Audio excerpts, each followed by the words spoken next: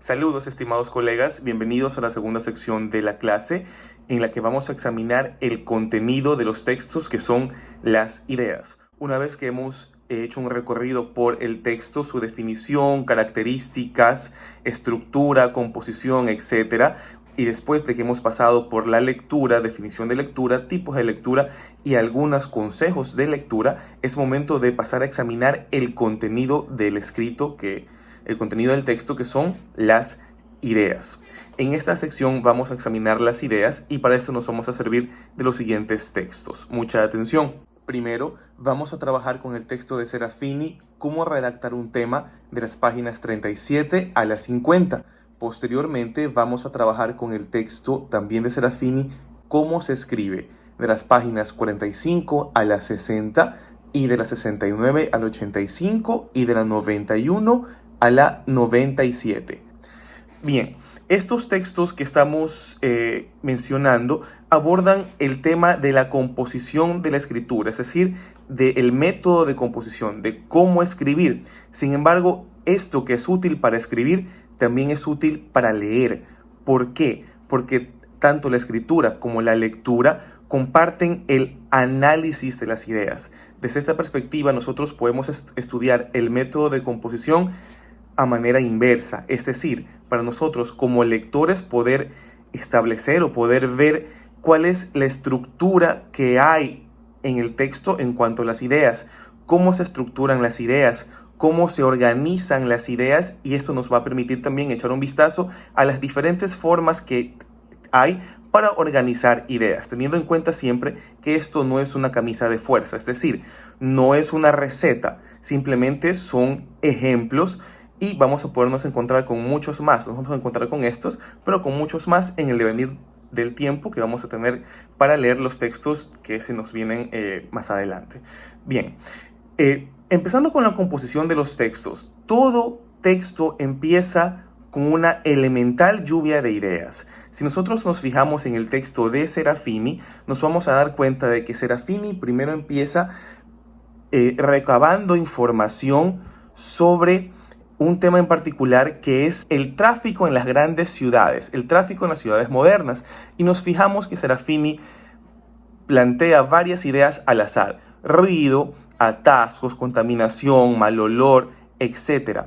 Todo esto es una lluvia de ideas, es decir, al momento de comenzar a escribir yo debo recolectar la mayor cantidad de información posible para poder tener material para escribir. Ahora, una vez que tenemos esta cuestión, ahora viene el segundo punto, que es agrupar u organizar las ideas. Serafini llama esto agrupamientos asociativos, y si nosotros nos fijamos en el siguiente ejemplo, vamos a ver que Serafini plantea un esquema de agrupación de las ideas para el tema del tráfico en las grandes ciudades. Hay que tener en cuenta lo siguiente: estos agrupamientos asociativos funcionan bajo relaciones semánticas, relaciones de sinonimia, relaciones de antonimia y relaciones de hiponimia y de hiperonimia. En el caso de que no lo recordemos, veamos que las relaciones de hiponimia o los hipónimos son palabras cuyo significado específico está englobado en otro general más grande, y su hiperónimo es el significado más grande. En este caso sería un hipónimo: clavel, jazmín, girasoles, y el hiperónimo son las flores. Todas estas relaciones nos van a servir para agrupar las ideas. Un método bastante útil para agrupar las ideas suele ser causas, consecuencias y soluciones en el caso de que estemos hablando de un problema. Si nos fijamos nuevamente en el texto de Serafini, en el ejemplo que ella plantea, vamos a ver que efectivamente pone causas del tráfico. La gente prefiere los medios privados a los públicos. Los medios públicos son pocos, la gente es indisciplinada, etcétera, etcétera. Consecuencias del tráfico: contaminación, polvo sobre los alféizares, mal olor, ruido, agotamiento nervioso, etcétera, etcétera. Y soluciones: usar moto o la bicicleta en lugar del automóvil, preferir los medios públicos a los privados, construir un metro París, etcétera, etcétera, etcétera. hay que tener en cuenta lo siguiente. En esta clase de agrupamiento solemos encontrar siempre en la parte principal, en el centro de la agrupación, la idea principal, o en el caso de que se trate de un texto argumentativo, la tesis. Y las ideas secundarias son las ramificaciones posteriores, o las ramificaciones que se desprenden de esa idea principal, que son las ideas secundarias, valga la redundancia, y los argumentos. Una vez que tenemos todas las ideas agrupadas, ahora pasemos a revisar cómo se relacionan estas ideas entre sí. Es decir, en este momento vamos a profundizar un poco más en las relaciones semánticas entre las ideas. Para esto vamos ya a hacer uso del siguiente texto de Serafini, que como les dije hace un momento, es Cómo se escribe, de las páginas 69 al 85 y de la 91 a la 97. La base del agrupamiento asociativo, de la clasificación, es poder discernir, poder discriminar entre lo principal y lo secundario. Una vez que yo puedo discernir entre ambos puntos, soy capaz de establecer relaciones semánticas entre términos o clases. Serafini los menciona como clases. Serafini pone en su texto ejemplos de clases, ejemplos de clasificaciones. Y de acuerdo a Serafini, las ideas pueden estar ubicadas o relacionadas en tres perspectivas. Puede ser perspectiva de inclusión, perspectiva de exclusión y de intersección. De inclusión, cuando todos los elementos de la clase A son elementos también de la clase B. El ejemplo que pone Serafini es bastante válido. Mamíferos como elemento principal y como subconjunto perros. En el caso de exclusión, Serafini plantea mamíferos y plantas. Y en el caso de intersección, Serafini plantea mamíferos y animales acuáticos, y entre esa intersección se encuentran animales como por ejemplo la orca o el delfín, que son animales mamíferos acuáticos.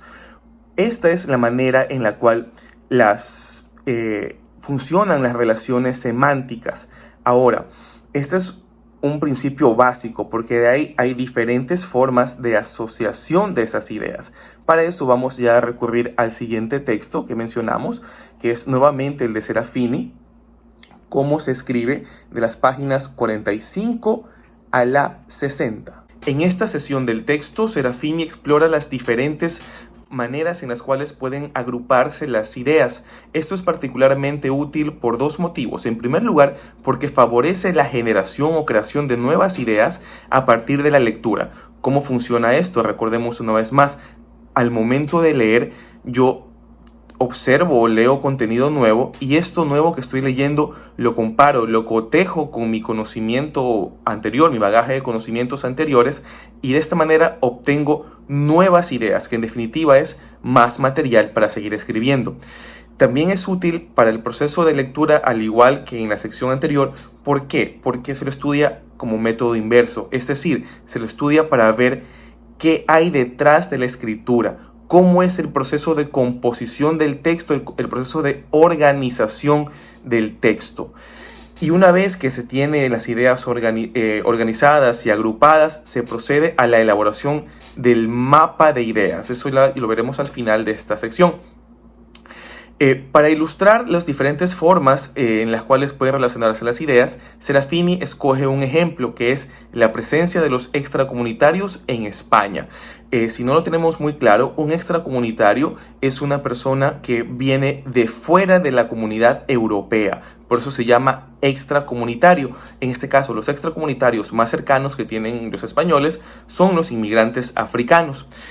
Para hacer el ejemplo un poco más cercano a nuestra realidad, vamos a utilizar una analogía, que es precisamente el primer recurso del cual habla Serafini. Esta analogía nosotros la vamos a hacer con nuestros hermanos inmigrantes venezolanos.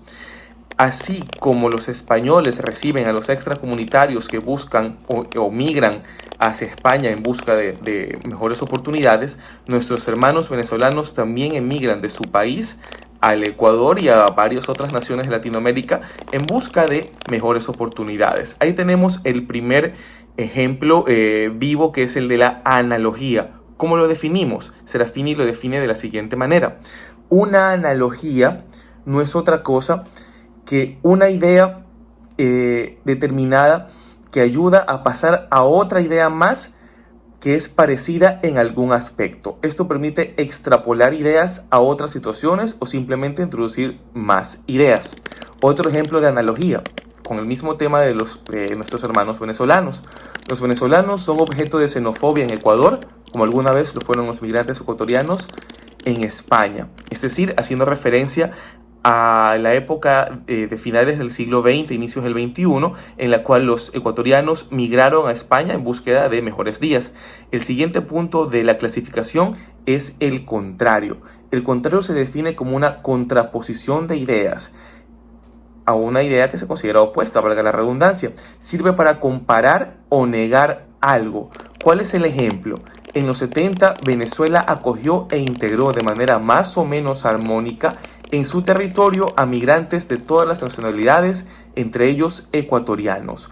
El siguiente ejemplo es el de la precedencia-sucesión, que implica mencionar ideas que pasaron antes o después de la idea que estamos leyendo.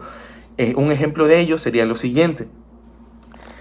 Al hablar de la migración de venezolanos al Ecuador, se puede hablar también del movimiento inverso en los años 70, es decir, de la migración de ecuatorianos a Venezuela.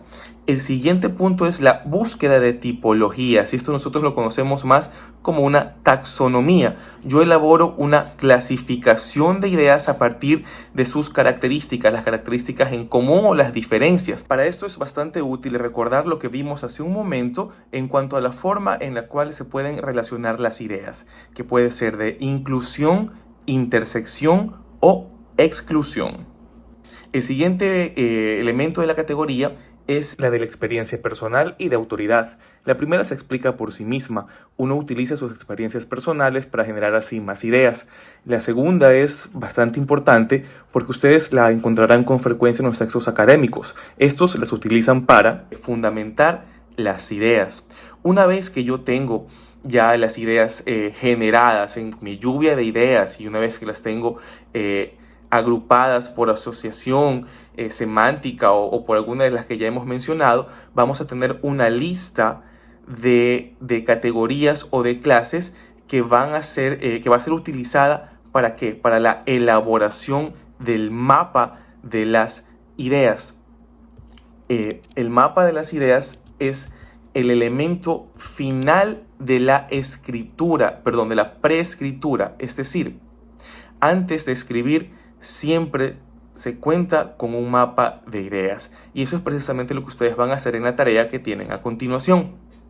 Van a elaborar a partir del siguiente tema una lluvia de ideas y las ideas las van a agrupar en la manera en que ustedes consideren adecuado y finalmente van a elaborar un mapa de ideas. ¿Cuál es el tema? El tema es el siguiente: formas de prevenir el COVID-19 y actividades por realizar mientras me quedo en casa.